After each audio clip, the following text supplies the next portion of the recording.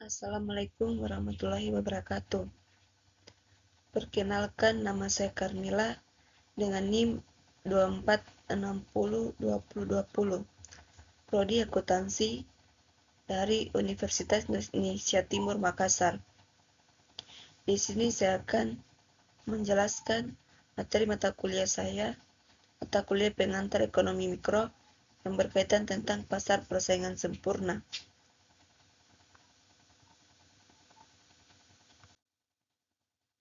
Pendahuluan. Dalam kegiatan ekonomi, pasar memiliki peranan yang sangat penting sebagai tempat bertemunya penjual dan pembeli untuk melakukan transaksi barang dan jasa. Salah satu bentuk struktur pasar yang menjadi dasar dalam teori ekonomi adalah pasar persaingan sempurna. Meskipun jarang ditemukan secara murni dalam kehidupan nyata, konsep pasar persaingan sempurna tetap relevan sebagai kerangka ideal yang digunakan untuk menganalisis perilaku produsen dan konsumen dalam kondisi persaingan penuh. Pasar persaingan sempurna ditandai dengan banyaknya penjual dan pembeli, produk yang homogen, informasi yang sempurna, serta kebebasan keluar masuk pasar.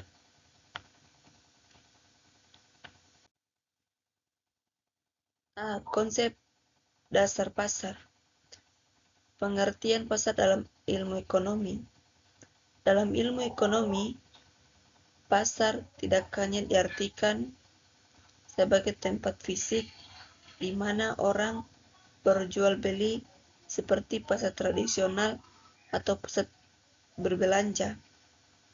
Pasar adalah suatu sistem atau mekanisme yang mempertemukan penjual dan pembeli untuk melakukan transaksi barang atau jasa, di mana terjadi interaksi antara permintaan dan penawaran yang menghasilkan harga. Contoh pasar dalam ekonomi yaitu pasar tradisional, tempat bertemunya pedagang dan konsumen secara langsung. Pasar online seperti Tokopedia, Shopee, atau Amazon, di mana transaksi terjadi secara digital.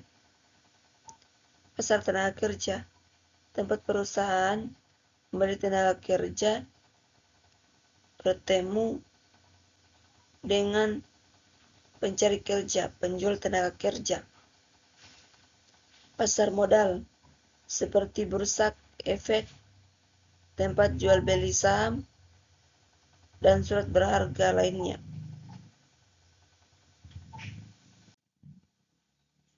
Klasifikasi bentuk-bentuk pasar. Klasifikasi bentuk-bentuk pasar secara singkat dibedakan menjadi dua, yaitu pasar persaingan sempurna, banyak penjual dan pembeli, barang yang juga seragam, tidak ada hambatan masuk pasar, atau harga ditentukan oleh pasar. Pasar persaingan tidak sempurna terdiri dari monopoli, satu penjual menguasai pasar, oligopoli, beberapa perusahaan besar menguasai pasar. Persaingan monopolistik, banyak penjual, barang mirip tanpa dibedakan merek. Monopsoni, satu pembeli banyak penjual. Oligopsoni, beberapa pembeli menguasai pasar.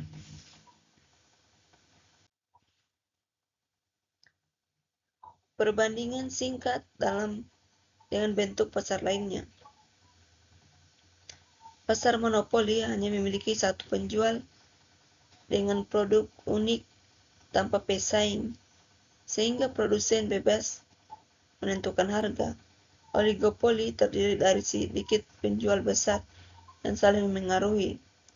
Produk bisa homogen atau berbeda dengan persaingan sering terjadi lewat promosi. Monopolistik memiliki banyak penjual dengan produk serupa, tetapi tidak identik. Persaingan terjadi melalui diferensiasi produk. Sementara itu, persaingan sempurna memiliki banyak penjual dan pembeli dengan produk homogen. Harga ditentukan pasar dan tidak ada kekuasaan harga dari penjual.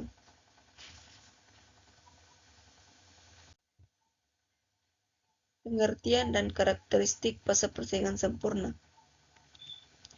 Definisi pasar persaingan sempurna. Pasar persaingan sempurna adalah suatu bentuk pasar di mana terdapat banyak penjual dan pembeli yang saling berinteraksi, namun tidak satu pun dari mereka memiliki kekuatan untuk mempengaruhi harga pasar. Dalam pasar ini, harga ditentukan sepenuhnya oleh mekanisme permintaan dan penawaran. Ciri utama dari pasar persaingan sempurna adalah produk yang dijual bersifat homogen atau seragam, sehingga tidak ada perbedaan antara barang yang ditawarkan oleh penjual satu dengan lainnya. Selain itu, pasar ini ditandai oleh adanya informasi yang sempurna bagi seluruh pelaku ekonomi, baik produsen maupun konsumen, serta tidak adanya hambatan untuk masuk atau keluar dari pasar.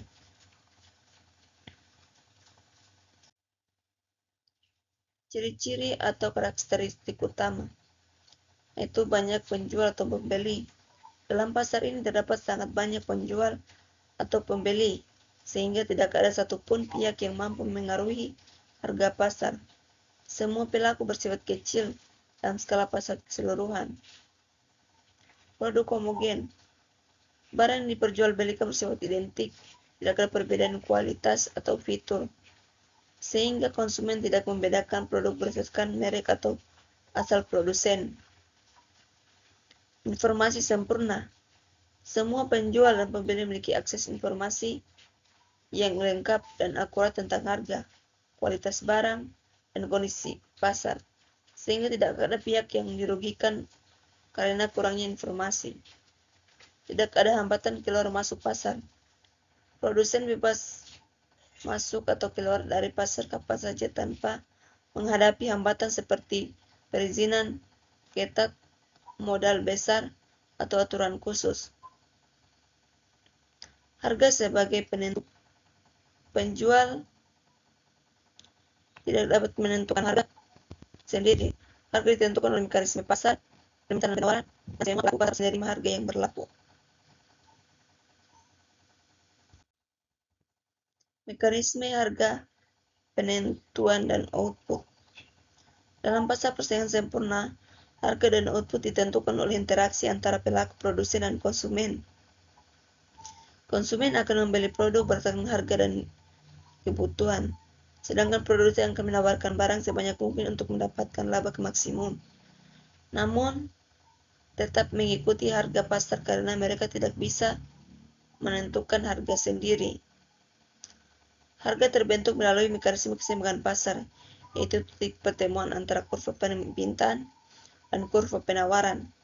Pada titik ini, jumlah barang yang diminta konsumen sama dengan jumlah yang ditawarkan produsen. Jika harga di atas keseimbangan, terjadi kelebihan barang tersurplus. Jika di bawah, terjadi kekurangan barang, serta oleh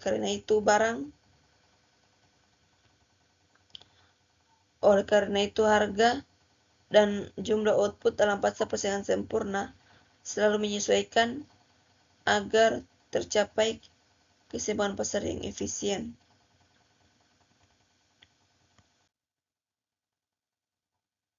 Kurva permintaan dan penawaran dalam pasar persaingan sempurna. Kurva permintaan pada pasar persaingan sempurna berbentuk garis horizontal yang sejajar dengan sumber harga P. Ini berarti bahwa perusahaan dalam pasar persaingan sempurna adalah penerima harga dan harus menerima harga yang berlaku di pasar.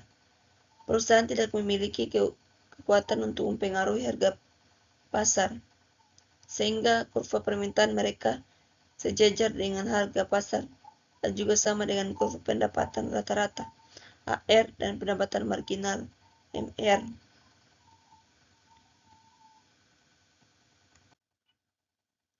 Kurva permintaan dan penawaran dalam pasar persaingan sempurna. Gambar tersebut menunjukkan kurva penawaran jangka pendek dengan dua produsen A dan produsen B. Dalam pasar persaingan sempurna, dalam jangka pendek, kurva penawaran seorang produsen ditentukan oleh bagian dari kurva bagian marginal yang terletak di atas titik shutdown. Titik shutdown adalah titik di mana harga sama dengan biaya variabel rata-rata minimal. Jika harga pasar lebih rendah dari titik ini, maka produsen akan memilih untuk berhenti berproduksi karena tidak dapat menutupi biaya operasional minimum. Pada kurva produsen A, terlihat bahwa harga P1 adalah batas terendah agar produsen masih mau memproduksi barang titik shutdown. Dan jika harga lebih tinggi dari P1, maka produsen akan mulai menawarkan jumlah output sepanjang kurva MC. Hal yang sama juga berlaku untuk produsen B, di mana titik shutdown berada pada harga P2.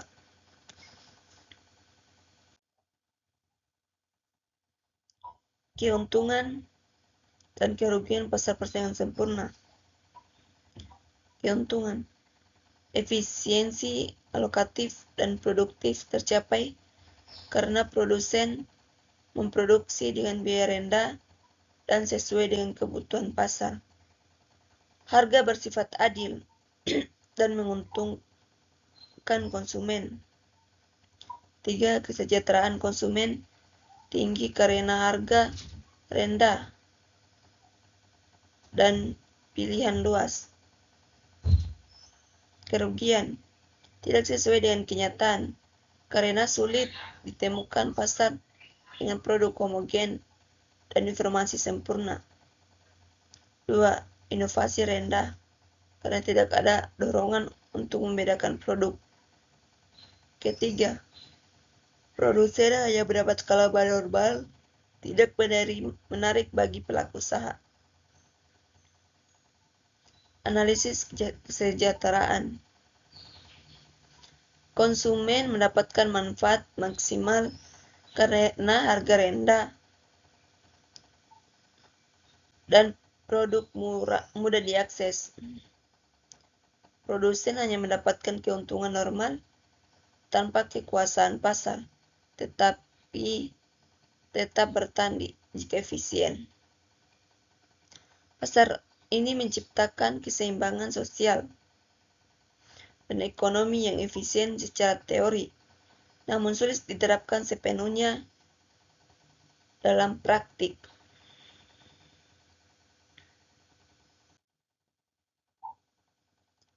Perilaku produsen dalam jangka pendek dan jangka panjang. Kurva biaya dan pendapatan. Garis D sama dengan AR sama dengan MR, hijau lurus mendatar. Ini adalah garis permintaan yang juga berfungsi sebagai rata-rata penerimaan AR dan marginal. Dalam pasar persaingan sempurna, harga ditentukan pasar jika pasar atau P tetap, sehingga garis ini datar. Kurva MC, marginal cost atau biru, menunjukkan biaya tambahan untuk memproduksi satu unit tambahan barang. Bentuknya U karena pada awalnya efisien atau biaya turun. lalu meningkat karena hukum hasil tambahan yang semakin berkurang. Kurva ATC atau merah menunjukkan biaya total rata-rata per unit produksi, juga berbentuk U karena adanya skala ekonomi dan disekonomis.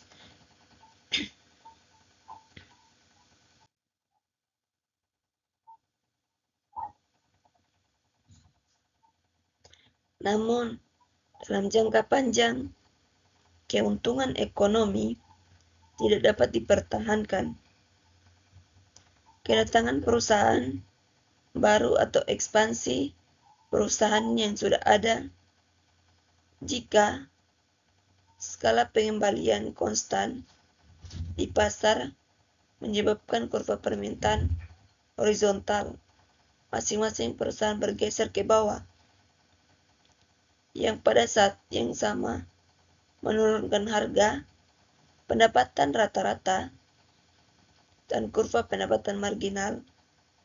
Akibatnya, dalam jangka panjang, perusahaan hanya akan memperoleh keuntungan normal, keuntungan ekonomi nol. Kurva permintaan horizontalnya akan menyentuh kurva biaya total rata-rata pada titik terendahnya.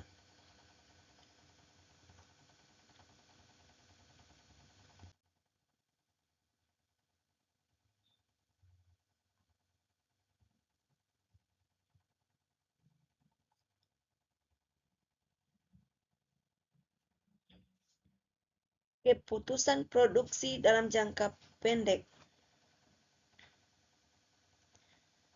Keputusan produksi dalam jangka pendek adalah keputusan produsen untuk menentukan jumlah output yang akan diproduksi dan mempertimbangkan keterbatasan salah satu faktor produksi, seperti modal tetap.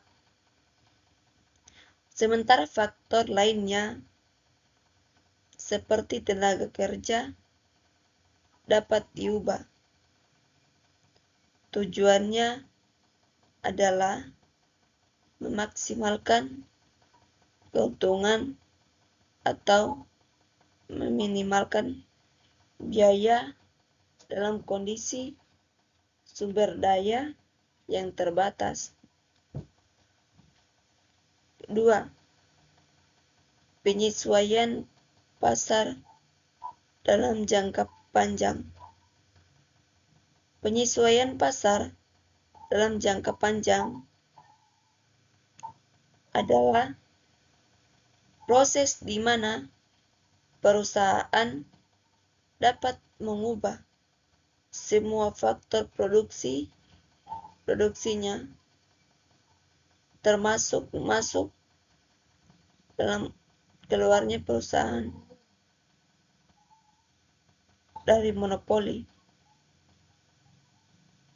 keluar dari pasar, sehingga pasar mencapai keseimbangan baru dengan keuntungan normal dan efisiensi maksimal.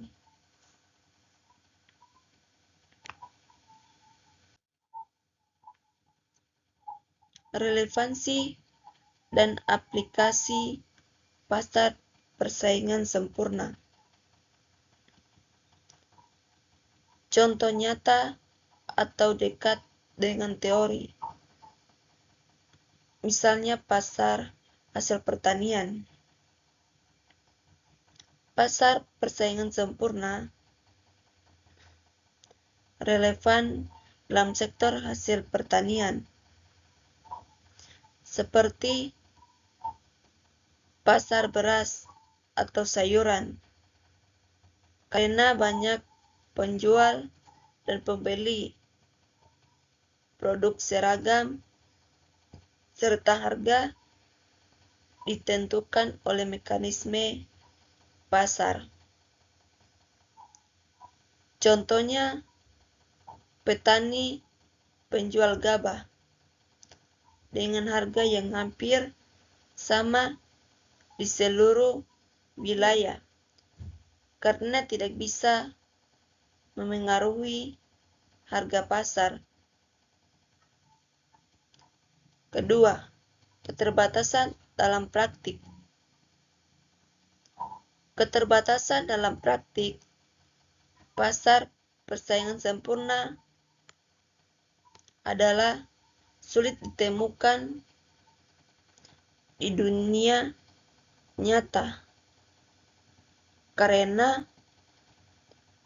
jarang ada produk yang benar-benar homogen. Informasi sempurna dan kebebasan keluar masuk pasar secara mutlak. Implikasi kebijakan ekonomi. Implikasi kebijakan ekonomi dalam pasar persaingan sempurna adalah pemerintah cenderung memberikan mekanisme pasar berjalan tanpa intervensi besar karena dianggap efisien, namun tetap perlu regulasi untuk mencegah kegagalan pasar dan melindungi kepentingan publik.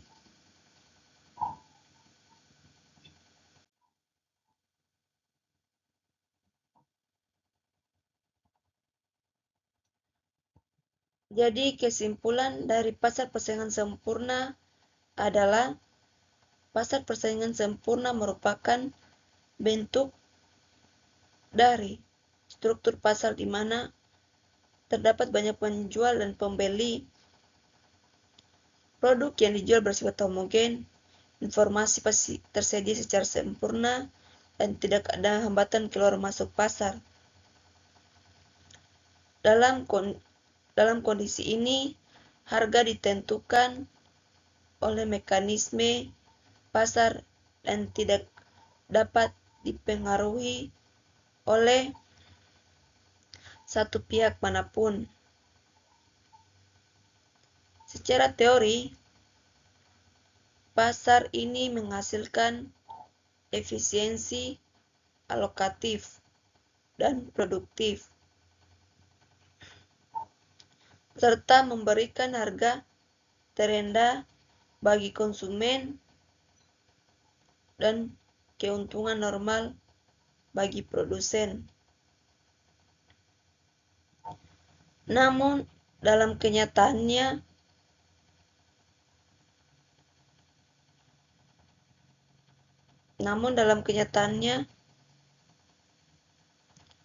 pasar persaingan sempurna sulit ditemukan karena banyak asumsi yang tidak terpenuhi secara sempurna, seperti homogenitas produk atau kesempurnaan informasi.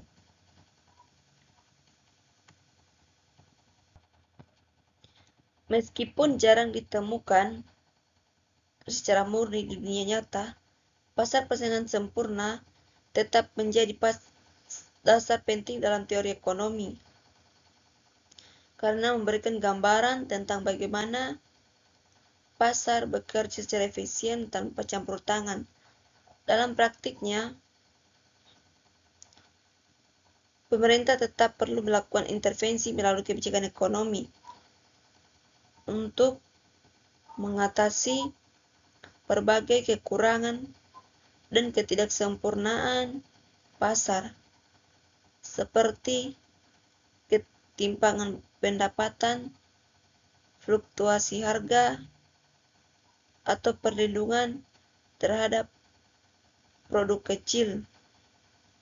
Dengan demikian, pemahaman tentang pasar persaingan sempurna membantu dalam merancang kebijakan yang adil dan efisien dan mencapai kesejahteraan ekonomi secara menyeluruh. Baik, terima kasih. Itulah penjelasan saya.